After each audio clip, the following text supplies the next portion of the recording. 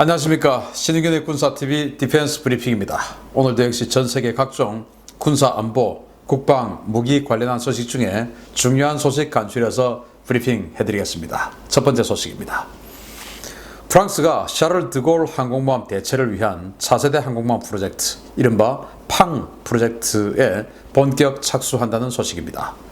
프랑스 정부가 프랑스 해군 역사상 최대 규모로 건조될 것으로 알려진 차세대 항공모함 프로젝트 팡의 예산 집행을 승인하고 이르면 내주 마크롱 대통령의 재가가 있을 예정이라고 파이터젯 월드가 현지 시각 9일 보도했습니다.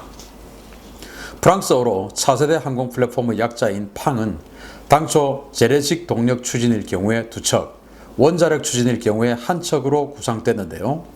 프랑스 국방부는 7만 5천 톤급 규모의 원자력 추진 방식으로 건조하기로 결정을 했고 관련 사업안을 엘리제궁에 제출한 것으로 알려졌습니다. 오는 2038년 취역을 목표로 개발 중인 이 항공모함은 만재 배수량 7만 5천 톤의 라팔 전투기와 6세대 전투기인 NGF로 무장할 예정인데요. 세계의 전자기식 사출기와 높은 수준의 자동화 시스템 등 프랑스의 최신 조선 기술이 총동원되어 만들어질 전망입니다. 이를 위해 프랑스는 미국, 영국 등 우방국과 항모 설계와 관련된 기술 협력은 물론 미국제 전자기식 사출기 이멀스 도입을 위한 관련 검토를 진행 중인 것으로 알려졌습니다. 프랑스는 이 프로젝트에 55억에서 최대 99억 유로, 한화 7조 4천억 원에서 최대 13조 원의 예산이 소요될 것으로 추산하고 있는데요.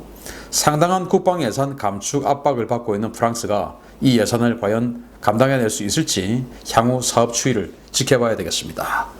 프랑스 지금 현재 샤를 드골 항공모함 1척 보유하고 있고 미국을 제외하고는 현재는 세계에서 두 번째로 유일무이, 미국을 제외하고니까 원자력 추진 항공모함을 가지고 있으면서 유일무이하게, 그러면서 이렇게 사출기로 항공모함을 쏴주는 이런 항공모함을 가지고 있는 나라죠. 지금 그 외에 이제 러시아의 쿠즈네초프라든지 또 중국의 랴오닝 산둥, 그리고 영국의 퀸 엘리자베스, 또 인도의 비크라마디티아, 비크란트, 이런 것들은 전부 스키 점프대 방식의 항공모함인데 프랑스의 샤를 드골만 이제 사출기로 쏴주는 그런 항공모함이다 보니까 라팔 전투기 운용을 하고, 그리고 이제 무엇보다도 E2C 호크아이 조기 경보기를 운용을 할 수가 있죠.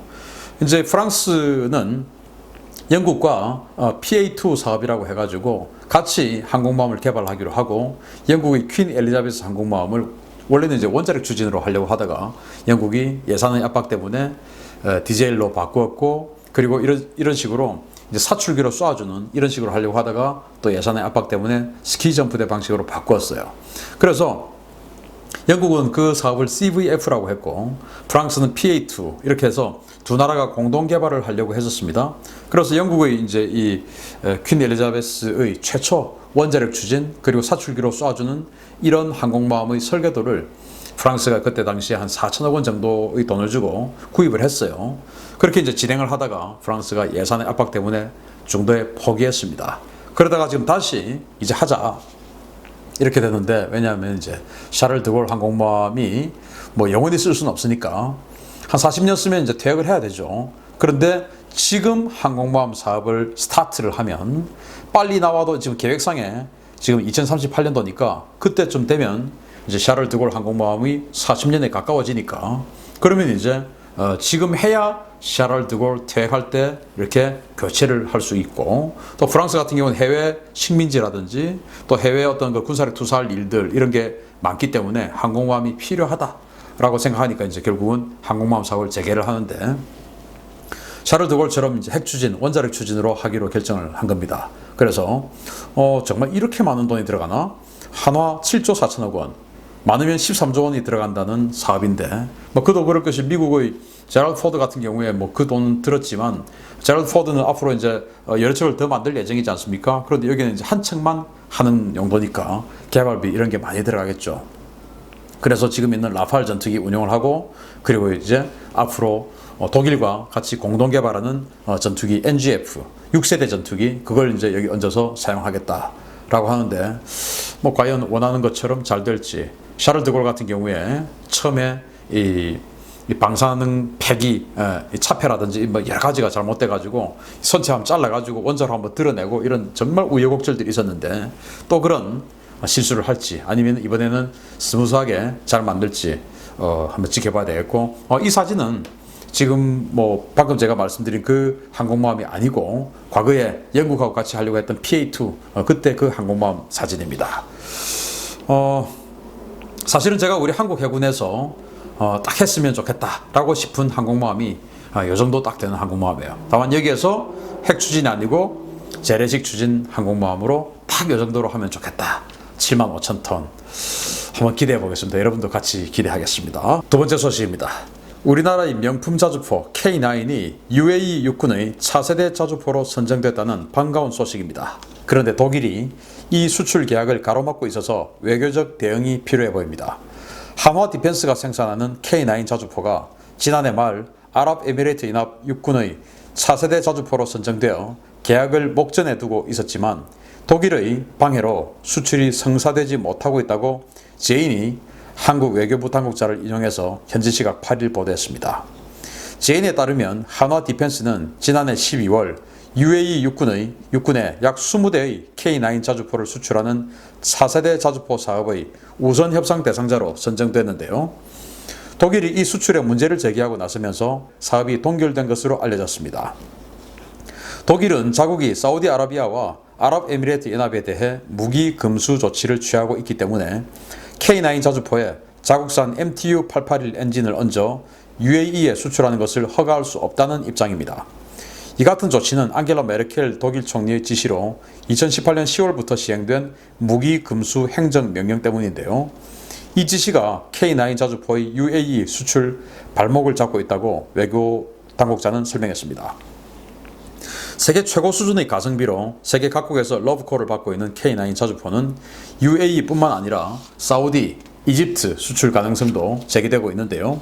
독일이 금수 조치를 풀기 위한 우리 정부의 외교적 노력이 시급해 보입니다.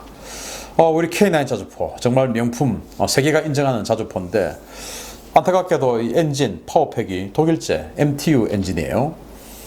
우리 K2 흡표전차 파워팩이 독일제 들어갔는데 그걸 이제 우리 한국의 국내 방산업체가 우리가 개발할게 해가지고 많이 딜레이되고 결국은 실패해서 다시 독일제가 들어가지 않습니까? 그런데 K2 흡표해봐야 몇백 대 생산 안 해요. 그런데 이 K9 자주포 이제 사업 다 끝났지만은 1,300대나 생산해서 한국 육군에 납품을 했습니다.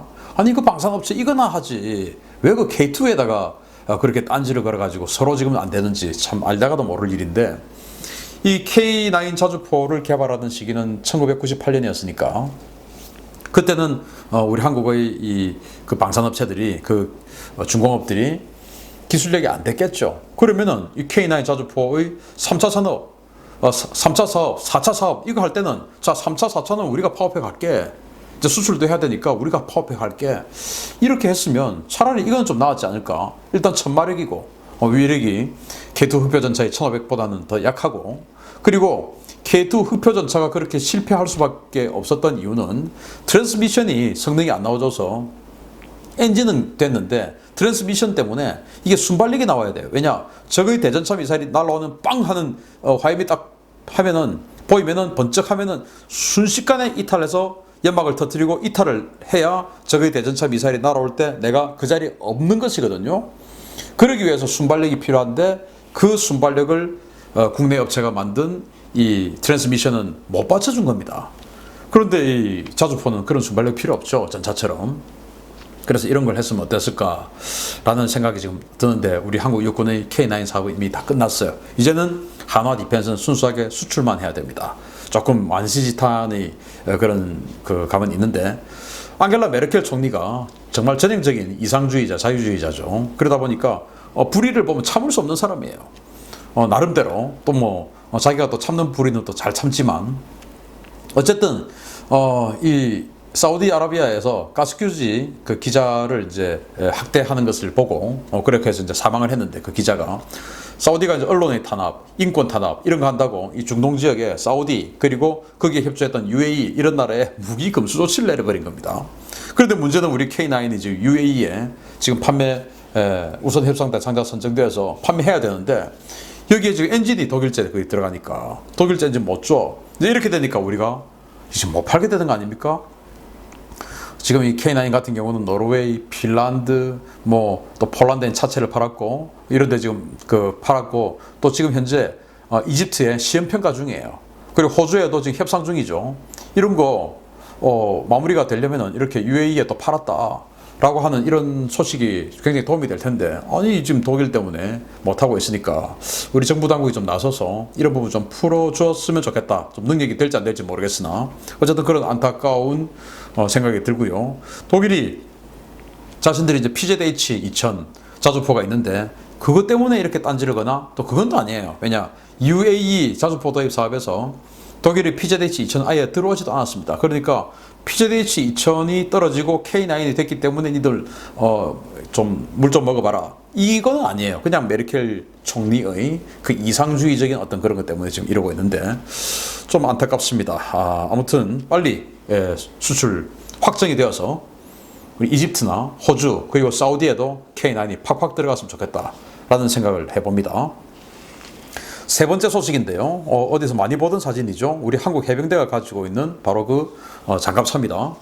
미국이 대만의 재무장을 전방위적으로 밀어주고 있는 모양새입니다. 대만이 발주한 미국제 상륙 돌격 장갑차가 대만에 곧 도착한다는 소식입니다. 대만이 구입한 미국제 신형 상륙 돌격 장갑차 AAV-7A1 램 초도분이 이번 주 대만에 도착할 예정이라고 빈과일보가 9일 일제히 보도했습니다. 대만이 구입한 AAV-7A1 램 장갑차는 동력 계통을 M2 브래들리 장갑차에 적용되는 부품으로 교체한 최신 개량형으로, 이로 인해서 지상고가 높아지고 출력대 중량비도 크게 향상되어서 전체적인 기동 성능이 강화된 버전입니다. 11일 대만 가오슝 항구에 도착할 예정인 이 신형 장갑차는 대만이 58억 대만 달러, 한화 약 2,350억 원에 36대를 구매한 물량 중의 일부인데요. 대만은 대만 국방부와 미국 대사관 격인 미국 제-대만협회 관계자들이 참가한 가운데 성대한 인수식을 가질 예정입니다. 현재 대만은 54대의 AAV-7A1 장갑차를 보유하고 있는데요. 여기에 36대의 신규 물량을 더해서 90대의 상륙 돌격 장갑차로 66여단과 99여단 등 2개 여단 상륙 돌격 장갑차 전력을 완편한다는 계획입니다. 최근 대만은 상륙 돌격 장갑차 추가 도입과 더불어서 대형 상륙함 건조에도 착수했는데요. 미국의 전폭적인 지원에 힘을 얻은 대만의 공세 전력 건설에 중국이 크게 반발할 전망입니다. 자, 지금 뭐 여기 사진이 보입니다만은 우리 한국 해병대가 운영하는 바로 그 KAAV-7 그 장갑차와 똑같이 생겼죠. 왜냐, 우리도 똑같이 미국의 AAV-7을 도입해서 당시 삼성 테크엔, 지금은 하나 디펜스가 됐는데 거기에서 라이센스 생산했습니다. 그걸 이제 엔진 계통을 브래들리에 들어간 걸로 더 강화시킨 게 지금 이 램 버전인데, 이걸 대만이 36대를 샀어요. 기존에 54대가 있는 겁니다. 합하면 이제 90대가 되죠. 우리 한국 그 해병대 1사단 그리고 2사단 이 두 개 해병사단이 있는데 각각 상륙 장갑차 대대가 있죠. 상장대대라고 하는데 그 한 개 대대에 한 82대씩의 이 AV-7 장갑차가 이렇게 수륙 양용 장갑차가 있어요.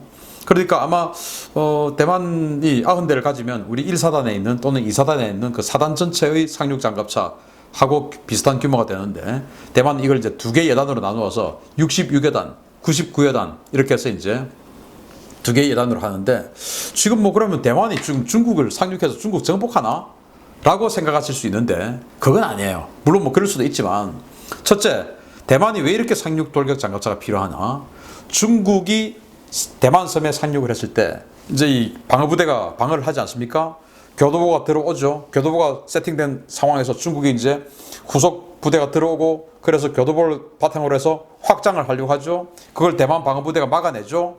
그리고는 이제 공세로 들어갈 때는 대만의 기갑이다 이런 기동 부대들이 거기로 이제 뚫고 들어가죠.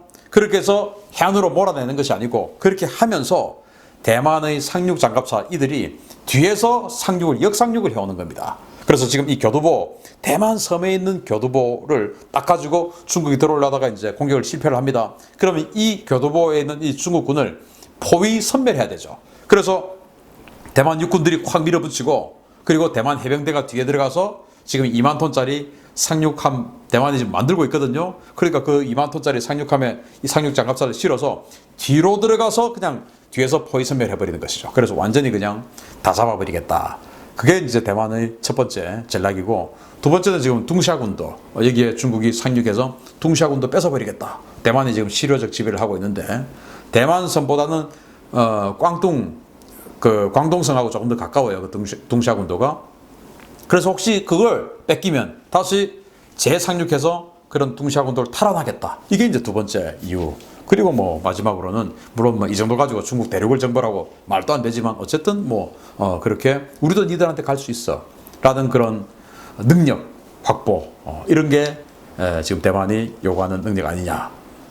중국 입장에서는 강력히 반발을 하겠지만 지금 뭐 미국의 트럼프 대통령 입장에서는 그런 거 눈도 깜짝 안 하죠. 아무튼 대만이 군사력이 이렇게 내실화되고 강화되는 모습 보기 좋습니다. 마치겠습니다. 감사합니다.